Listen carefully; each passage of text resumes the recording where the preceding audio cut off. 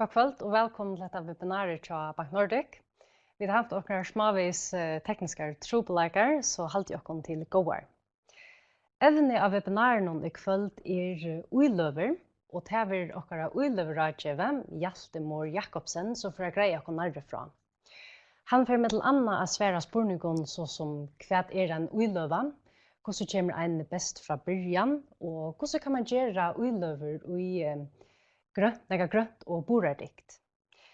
Medan Hjalte hever framlöve, så det möjligt att tikkon hitcharon att sätta spurningar, och det gör att vi skriver i vinstra brettan av skudjanon. Så tar vi till spurningarna att nå.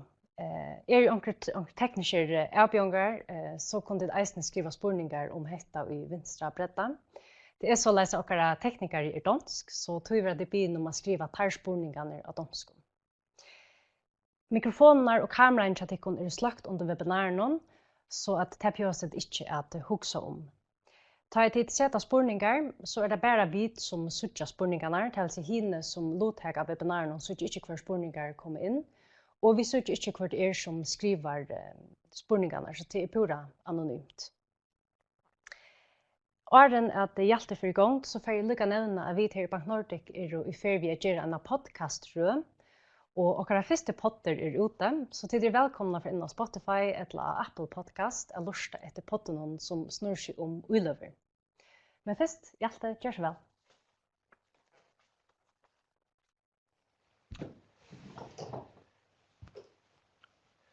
God kväll. Vi börjar lugga efter att få fram, så läs. Ja, och medan vi börjar efter att framlån vill uploada, så kan jag lugga fra att nästa kvarter eller 20 minuter så får jag att greja fra om uilöver. Och det är så läs att uilöver är kanske inte främmande för nek folk i färjan. Och nu så är att framlån är uploada, så vi lever bara i väg.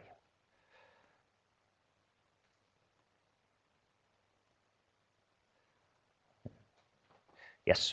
Tar vi snacka om uilöver i Bank Nordic, uilöver i virusbröv, så snackar vi typiskt om landsbröv och om parsabröv. Jag får stått att greja fra här som bravon, så att det är lättare att kunna följa vi tar vi för vidare. Ett landsbröv är runt till att du lånar penning ut till någon annan. Det kan till dömes vara den danska staten. Så hvis du lånar det kan vara ett döme 100 kronor ut till den danska staten, så är det avkastet du kan vanta få till den räntan som du får att det har lånat den penningen. Det är eisne en kurser och landsbröv, men den kursen svartjar typiskt olja lite, så tog det mest räntan som det snurrar sig.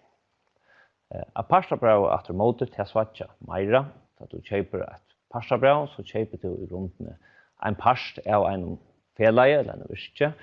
Om vi tar till dømes Facebook, hvis du kjøper parsabrøv i Facebook, så er du sammen vi flere tusen euro, en everskall til parst av Facebook. Kursen av Facebook, og her vi tunner uiløve, han svartjar, og til alt etter hvordan det gonger til Facebook, og hvordan man matter at det er ganger til Facebook framöver.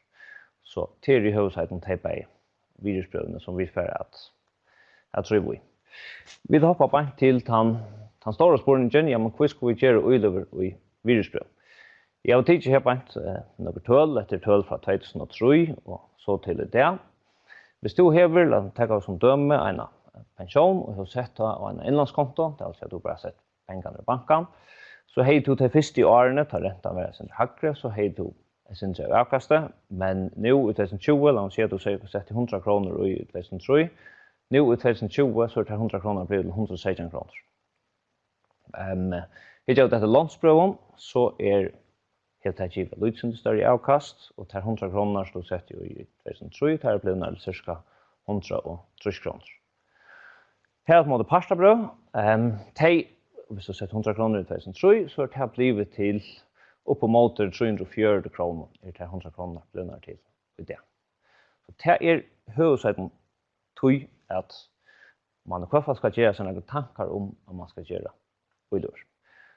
Det som tog vi parsabrøn, som man skal legge seg gjema, og som man ikke slipper undan til, at det alltid svart til det snur seg om parsabrøn. Hvis vi tikker her på det blir av 2003, altså 100 kroner, så vi setter jo inn.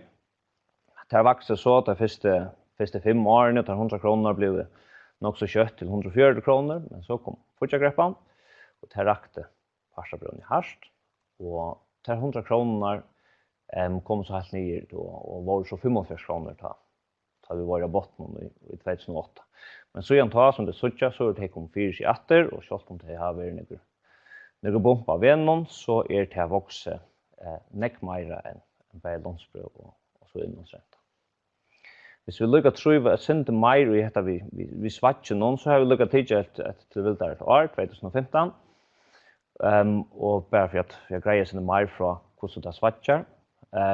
Jeg har til suttje her en svarta kolonne og en ljosablå kolonne. Den svarta kolonnen til hvis du har valgt mye alvoa, og da jeg sier mye alvoa, så er du heltene av den uiløv i landsbrøn og heltene i parsabrøn. Da du har hovedalvoa, så er du 40% i parsabrøn og 20% i landsbrøn. Hvis det ikke er hovedalvoa noen til dømes, så er det å sette seg 100 kroner inn den 1. januar 2015, ja, men så hei du finner en seragåa byrjan, til 5% i avkast av første måneden, 6% i avkast av neste måneden, og cirka 4% i avkast av 3 måneder. Det vil si så 100 kroner bare på 3 måneder, så har det blitt til 115 kroner. Himmeigjen var du byrjar 1. august, dagen 4, så hei du et negativt avkast til på 5% den første måneden, og et negativt avkast på 2% den neste måneden. Det vil si så 100 kroner blir til 93 kroner. Og typisk så jeg vet at dette er nok så avgjørende fire kunder som sitter i uiløver, der er sin benkner å begynne vi. Men dette er en pura naturlig parster av det, som visste jo av grafen om åren. Ja, svart er det, men i vet langere tøyerskai, og til og med som jeg valgte for at jeg tror til det, jeg kunne valgt nærmest etkvart tøyerskai til 100 årene, hvis man bare har vært noe lunsje i uiløven, og spjett som voa, så har man haft en større avkast enn alternativen.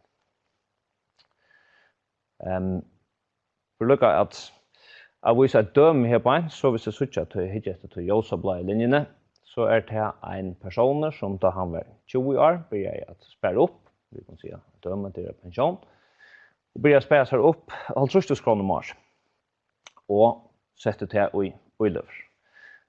Det gjør han så i 13 år, eller i 14 år, og stekket så at han var 30 år gammel, ved at sette mer inn til å si, nå det bare avkastet som kører vi gjør. Det 200 000 kroner til personen for pensjon, som 23 år gammel, det blivner til 3,5 millioner kroner. Og takk gav det ut fra at det et årlig avkast på cirka 4%, som er cirka mye all, kanskje det litt rakere hvis vi tar til 100 år, at det hadde vært litt dømt.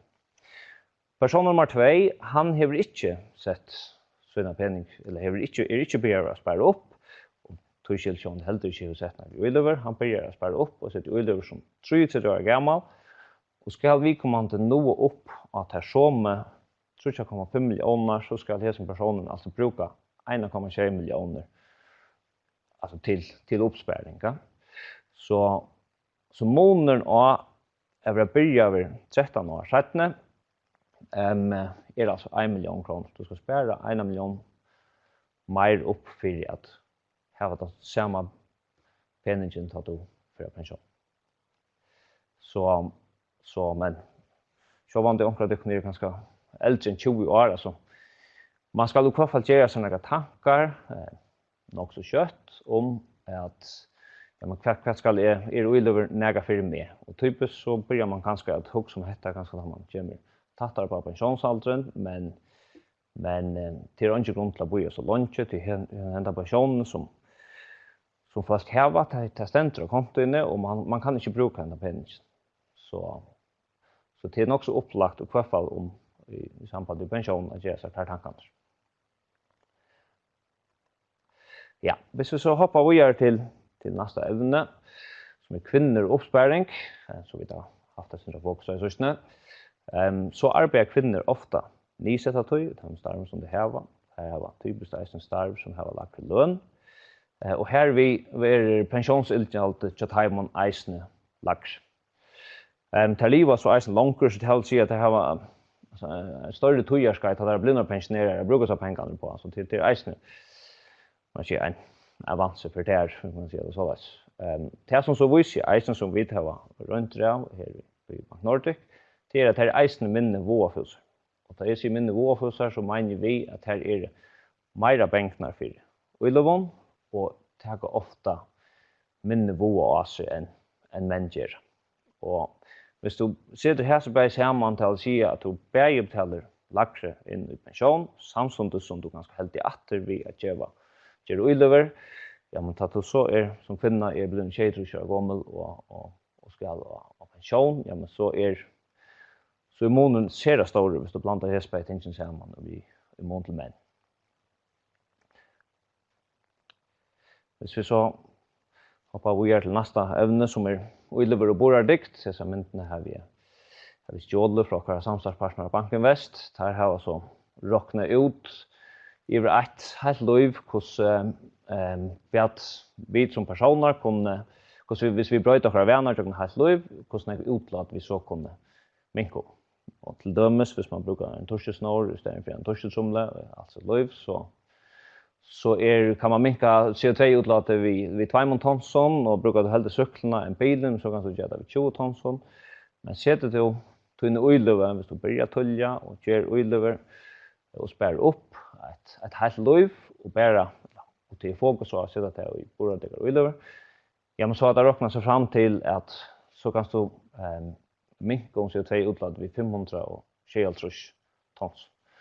Och det känns självsagt av att nu blir efterspårningen efter borardikt Ullevån blir större och större. Och det man kan säga att tøyne efterspårningen efter tøy ger till att virken är som mer så förhållas till det. Och det tar man gärna helt stora månen till hvis du kan få virken till att bröta ätfer och för att köra Ullevån i borardikt. Nu har vi greit oss fra om hvordan Ullevån samman och hur vi gör här i Bank Nordic och hur du kan göra. Ja, men så spår ni, men hur gör det? Ja, men till farmatar du kan färra själv eller självor in i teltene där locka av nedbanken till du kan göra telefonerna. Och här kan så börja att köpa själv. Så det till nästa större varje vi att köpa till dem så att Facebook pastabrev och i mån till man ska ta en packan som vi har här i Nordic där man ber om rådgivning för oss ta sätta dockor Ullevån i ganska 100-200 imisk virusbrev. Och det skulle allt annat lycka just att vargen inte är lika stor eller ett pastabrev och är ganska 100 eller 200. Så du kan röna själver. Men känner du inte oss så det enaste som ska till är att du kontaktar din kontoratgivare och säger jag har om Ullevån, jag kan gott också med att jag vet inte när. Så du kan känna till stöv till det och hörst vad det kan gruda på. Och det alltid är ett gott huskott för ena fön som hur vi ser det ursprungliga göra till kvarfall att göra sådana tankar om det. Ja. Så är vi kommit till spårningar. Ja, och först och avhåverst. Vi får lukka att här några spårningar om ämnen. Och det som jag också först att spyrja om, det är ofta kanske hur man har fördom om att det bara är rikfolk som gör Ullevån. Ja. Men hur sådana pengar ska jag eja för att kunna göra Ullevån? Ja, och grunden är inte lamar för det. Okej, jag får lägga vite att det är inte jover i min mikrofon. Man lägger få en tummel upp. Det är det. Hur ser det ut? Man ska helst höra spårningen så man vet vad som är. Akkurat. Nu får man ändå säga. Ofta kan man häva en fördom om att det bara är rikfolk eller folk med någon pengar som kunde göra Ullevån.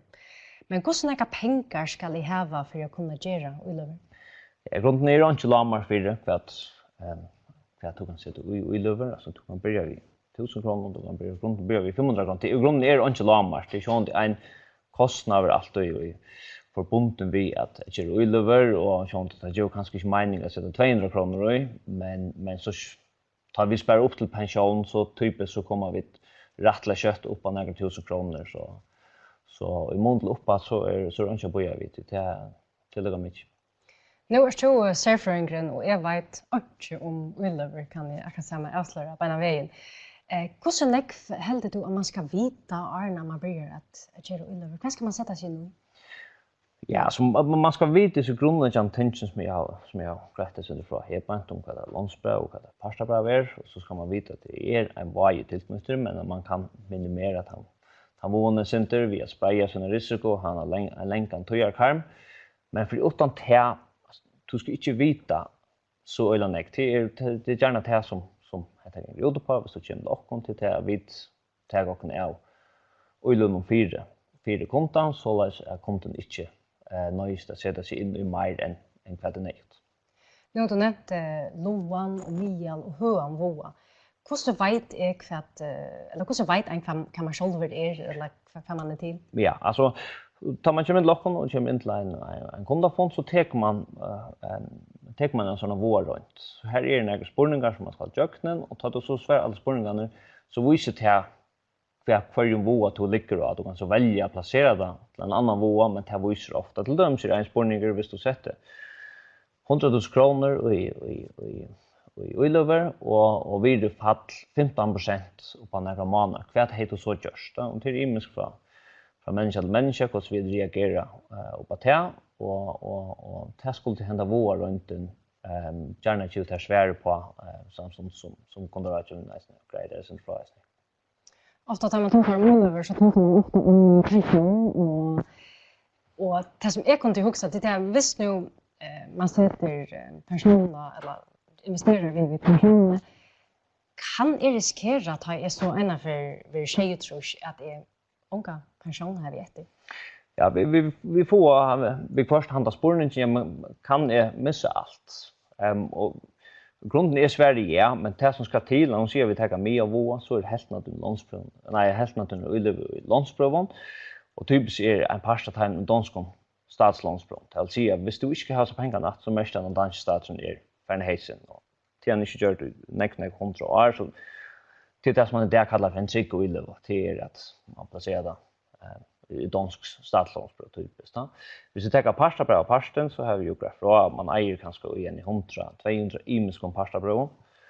Och största parten av timon är man säger stor och kända företagare.